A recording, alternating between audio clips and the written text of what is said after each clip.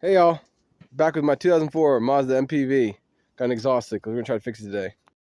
This is what it sounds like.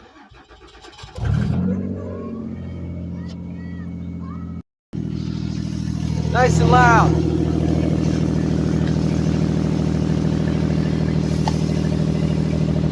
Right there.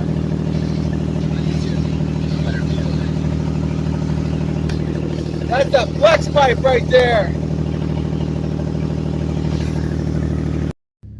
This is what it sounds like inside the van. And when I rev it up, I mean, it gets loud, so we gotta get that fixed today. That flex pipe I was telling you about, it's like a cheap fix. It's easy, flexible, stainless steel. Doesn't really hold up, especially towards the front end of the vehicle, maybe towards the back. But yeah, we're gonna be replacing it probably with some solid pipe today. Let's grab the jack and jack stand. A mat to lay on for softness. 2x4 on the jack's helpful too. Jack it up. Right there in the frame. Tighten the handle up to the right and start pumping. I forgot, if you're on a little bit of a hill, block your wheels. Block them anyway, it doesn't matter. It doesn't matter if you're on the flat, you should still block them. After you get up in the air, you can take the tire off for more access if you want. Make sure to put your jack stand underneath the. Raise it up. Make sure you get it in place. You could even lower it down some if you want to not trust the jack at all, just in case it falls. So this is the exhaust piece I'm replacing here. We're gonna have 11 mil bolt up here. We're gonna end up just grinding the heads off, but we'll see if it come out or not. All right, with the Craftsman impact. Must be spinning on the other side. Broke off the bolt head. So the 11 mil won't fit with the exhaust here in the way. So I tried using a wrench, the wrench extender, this thing here, and it started stripping it. I don't know if you can see it there.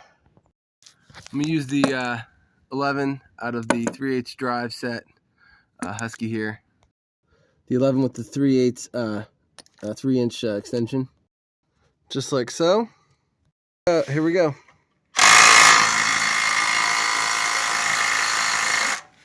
Not quite enough. Time for the bigger 20-volt DeWalt. Spinning it too. It's a good time to try out these Brom vice grips since the wrench won't stay on there. Check that out, y'all. Those Broms held on to that bolt and let me thread it out. It's crazy. Did a good job. I think that cross-hatching teeth is what did it. And they're made in Taiwan, so that's not so bad as China. I definitely like these. Maybe even better than Irwin. Put them to the test further and see what they think. Also has a spot on the bottom for the knob for tightening. Square shank, like maybe a 1/4 inch or something. I'll check that out. That top bolt is hard to get to. So we're gonna take all this 10 mil bolts here, there, and around the side here, take this panel off.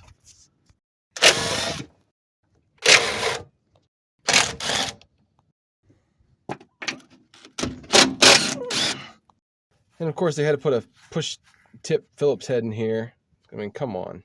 Once you get unscrewed, just pull that out.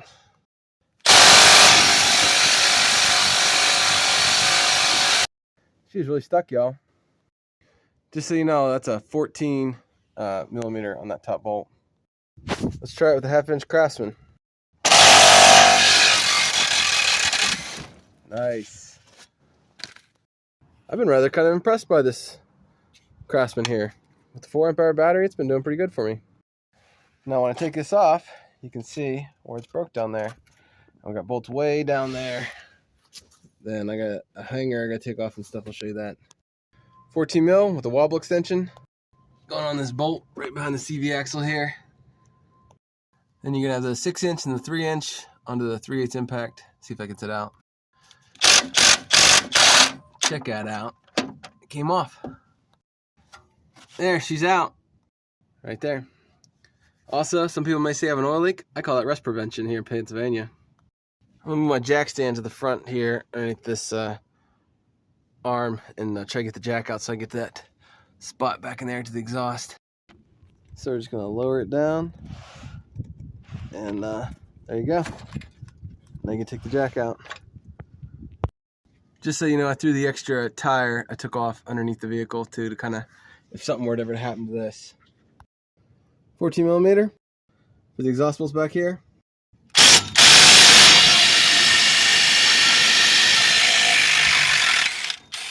Cool beans. Get the other one off. Now that I got both those bolts out, we gotta do this exhaust hanger right here. I got a tool for that. We're using this Lyle's here. I'll leave the description. I'll leave for all these items. I'll be leaving links in the description or comments, wherever. And we're gonna use that today and see if we can get it out of there. Something else cool is it's made in US. There's some information on the back there. Another quick tip is to cut the plastic from here, leave the bottom half, so that, like, I hang these in my basement in the rafters, and I have just a nail up there, and that way they don't take up space in my toolbox if I don't need them there. I don't use them that much, so that's a quick tip if you need more space in your toolbox. So this tool is going to make my life so much easier. You just got the handles down here. You got to have the fork in the back. You got that pin up in the top in the center, and then you're just going to squeeze, and it'll just pull this bushing right off. And I'm trying to show you with one hand. You can see, look at that, one-handed. That's crazy. I normally fight with these. Definitely buy yourself a pair if you do any exhaust work at all. Pays for it the first time. Now we can just pull this forward and push it out, either the front or the back here.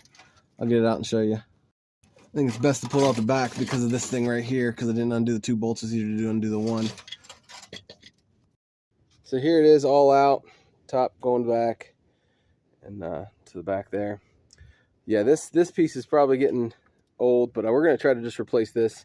This was my hunky hookup fix when I first got the van, and it's just way too thin, and I don't know if it can't take the vibration or whatnot, but we're gonna cut that junk off and try to weld ourselves in a new piece. I'll put a link to that video in the description or comments. I'm gonna cut it off here for now because that'll just show you how to get this piece out if you just need to replace this piece. But as always, like and subscribe for more. Let me know what you think in the comments, and stay safe and God bless, and catch you in the next one. See you then.